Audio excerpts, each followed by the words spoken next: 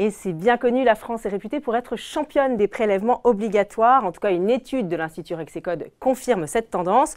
On voit ça tout de suite avec le journaliste Laurent Grassin, journaliste sur Boursorama. Bonjour Laurent. Bonjour Amélie. Alors Laurent, vous me l'avez dit avant de venir sur ce plateau, cette étude, elle vous a mis un peu le moral dans les chaussettes. Oui, alors c'est vrai, hein, quand on lit ce document très intéressant qu'on peut aller consulter sur le site de l'Institut Rexecode, du think tank, ça recoupe beaucoup de ce qui se dit sur le plateau d'Ecorama tous les jours sur les prélèvements obligatoires, sur la France comme étant peu compétitive. Et c'est vrai que c'est assez déprimant sur la compétitivité de la France en général et de ses entreprises en particulier. Alors on va préciser que c'est une étude qui porte sur les chiffres de 2015. Voilà, c'est-à-dire qu'il y a toujours un petit peu de temps de traitement. Ils auront ceux de 2016 à la fin de cette année. Juste pour un rappel, alors les prélèvements obligatoires, on parle de ce terme comme ça, qu'est-ce que c'est? C'est donc l'ensemble des impôts et des cotisations sociales qui sont collectés par l'État en premier, les administrations centrales, les collectivités locales et puis un peu l'Union européenne, mais c'est quand même minoritaire. Et alors qu'est-ce qu'on trouve dans cette étude? Alors est-ce qu'on se distingue vraiment de nos voisins européens? Est-ce qu'on est vraiment si mauvais par rapport à on est en tout cas effectivement les champions, hein, puisque le constat principal, c'est qu'en 2015, donc, puisque c'est l'année des chiffres obtenus, on a 45,9% de prélèvements obligatoires pour la France, contre 38,8% pour l'Allemagne, 43,3% pour l'Italie, 33,9% pour l'Espagne et la moyenne de la zone euro, c'est 40,2%. Donc vous faites un petit calcul rapide, hein, c'est 7,1 points de PIB de plus que l'Allemagne, c'est 5,7 points de plus que la zone euro. Alors c'est pas vraiment une nouveauté, mais ça fait quand même un petit peu mal, hein. C'est rapporté comment dire, à la taille de la France, par rapport à la moyenne européenne, c'est 125 milliards d'euros en plus, par rapport à l'Allemagne, c'est 156 milliards d'euros en plus, et puis surtout, pour un peu enfoncer le clou, c'est Rexecode dit qu'après la crise de 2008-2009, les prélèvements obligatoires ont un peu augmenté partout, c'est normal, il fallait un petit peu se refaire, mais que, je cite, ça a été particulièrement marqué en France, l'écartant davantage de la moyenne. Donc effectivement, mauvais élève. C'est très déprimant en effet, Laurent. Et alors cette étude, on va rappeler qu'elle détaille la position de la France selon 3 grands groupes de prélèvements obligatoires. Il y a la consommation, le travail et le capital. Et alors est-ce qu'on est vraiment mauvais partout? En fait, ils se sont amusés, enfin en tout cas c'est sérieux, à voir sur les différents postes où on se situait. Sur la consommation, ça va à peu près, hein. On pense bien sûr à la TVA, toutes les taxes diverses qu'on trouve sur les produits en France. On n'est pas si mal, 11,2% du PIB contre 10,8% pour la zone euro, 10,4% pour l'Allemagne. On est toujours plus cher que l'Allemagne, hein. Faut pas, voilà, effectivement, là, il faut pas trop s'inquiéter. Pour le travail, l'écart n'est pas si énorme que ça, mine de rien. On a 23,9% de prélèvements obligatoires sur le travail, c'est 21,2% en Allemagne, donc on est un peu plus cher, mais c'est pas non plus un gap énorme. Et par contre, on a 16,4% en Espagne.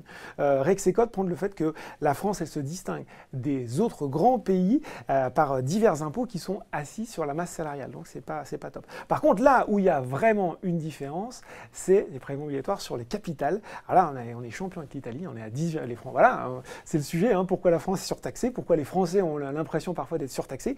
Eh ben, c'est pas juste un doux rêve, ou un cauchemar. C'est 10,8% en France, c'est 6,3% en Allemagne. Hein, donc c'est 71% de plus qu'en Allemagne. Pourquoi? Parce que le foncier est notamment beaucoup plus cher, c'est 2% en France contre 0,4% en Allemagne. Et puis, il y a la ribambelle d'impôts sur les ménages, c'est 6,2% en France, c'est 3,6% en Allemagne. Ouais, en effet. Alors, Rexecode s'est intéressé aux impôts qui pèsent sur les coûts de production. Il faut le signaler. C'est d'ailleurs quelle que soit la nature de la catégorie économique, hein, consommation, travail, capital. Et ces impôts, ils figurent dans les comptes des entreprises. C'est ça qui est intéressant. Ouais, en fait, on sait que souvent, on l'accuse sur la compétitive à la France, le problème des coûts de production, ils sont allés s'intéresser, ils ont descendu les comptes des résultats des entreprises et puis ils ont regardé où étaient les charges d'exploitation, comme vous le dites, en combinant les différents prélèvements obligatoires sur le travail capital. Et là, pour le coup, ça fait très mal. Hein. En 2015, si on prend donc les impôts sur la production, le foncier, impôt sur la société, on arrive à 17,7% pour la France, contre, tenez-vous bien, 9,3% pour l'Allemagne, 13,6% en Italie, 11,7% en Espagne. Donc par rapport à l'Allemagne, nos coûts de production, c'est 77% de prélèvements en plus en montant. Ça représente 185 milliards d'euros. Alors quand souvent les invités disent qu'on a un peu le problème de produire avec une qualité espagnole pour des coûts de production allemands, on voit bien là où est le problème. C'est assez grave et là pour le coup, voilà. Ça, comment est-ce qu'on l'explique ce décalage? Alors comment est-ce qu'il l'explique? Il l'explique, Rexecode fait bien comment dire, l'analyse. Il y a les cotisations sociales employeurs qui sont élevées. Bon, je ne vais pas vous surprendre outre mesure. En Allemagne, elles sont surtout à la charge des salariés. En France, c'est près de 250 milliards d'euros en 2015. Il y a des impôts, comme on le disait, assis sur les salaires, qui sont un peu une spécificité française. Là aussi, on dit beaucoup. Il y a du foncier qui est élevé, on l'a déjà dit. Et puis, là aussi, carton rouge de Rexecode, c'est que là aussi, quoi qu'on en dise, les prélèvements, ils ont continué à augmenter en France, puisqu'ils sont passés de 16,7% à 17,7% entre 2010 et 2015, donc plus 1,1 point de pourcentage en France. C'est 0,5 points en plus en Espagne. Donc là aussi, nos voisins européens ont fait preuve de plus de modération. L'Allemagne, c'est 0,5 points en plus aussi. Et puis, ça a même baissé de 0,2 points en Italie. Donc, on est super. En tout cas, sur cette thématique des coûts de production, on est super mauvais élèves. Alors, donc vous nous donnez que des cartons rouges de la part de Rexecode, mais est-ce que quand même vous n'orcissez pas un peu le tableau? Oui et non. Alors, il y a quand même un bémol, c'est que effectivement, une petite touche qui va venir adoucir ce constat sans pitié, c'est de dire qu'il y a eu quand même le crédit, le CICE, le crédit d'impôt compétitivité et emploi qui a été mis par François Hollande en 2013. Donc, mais malgré tout, même ça, il y a un faux espoir. Ils nous disent oui, mais Rexecode dit que ça ne compense pas la hausse des prélèvements sur les dernières années.